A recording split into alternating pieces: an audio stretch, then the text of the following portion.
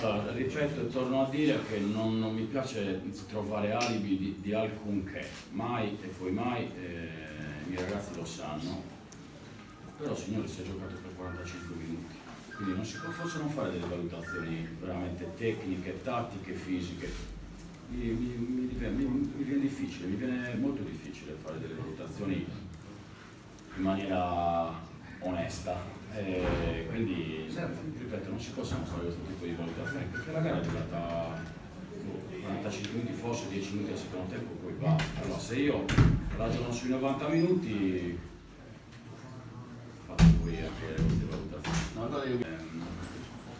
Oggi è una giornata importante per il punto e per il movimento sardo, per il calcio sardo, per la Serie D in particolare, per queste due splendide realtà che hanno veramente onorato questo campionato difficilissimo, dove abbiamo dato filo da torcere a squadroni con budget illimitati, noi con orgoglio, con passione, con tenacia, dico anche con competenza, abbiamo dimostrato e continueremo a dimostrare che noi sardi siamo sempre dire la nostra.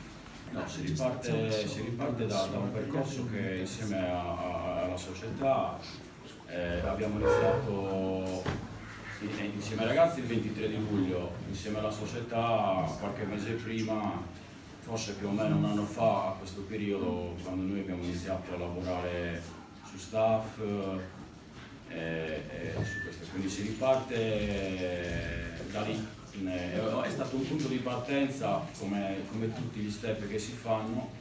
Oggi è l'ultima partita che abbiamo disputato, ma il progetto Sassari Calcio Latte Dolce non finisce qui, anzi assolutamente. Noi abbiamo gettato le basi per un progetto lungimirante che vede questa società sempre proiettata nel futuro. Oggi con quest'anno avete dimostrato di essere ai numeri alla mano la prima squadra di Sassari. Sì. L'anno prossimo l'obiettivo è confermarsi, magari cercando di salire anche.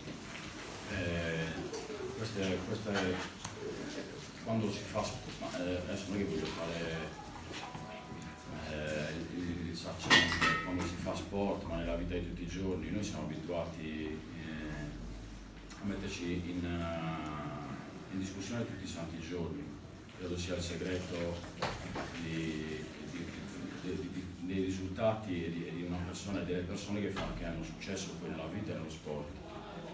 Quindi l'obiettivo è quello di migliorarsi sempre, cercare di fare sempre le cose in maniera professionale, cercare di lavorare sempre con la mentalità per migliorarsi sempre, questo è l'obiettivo.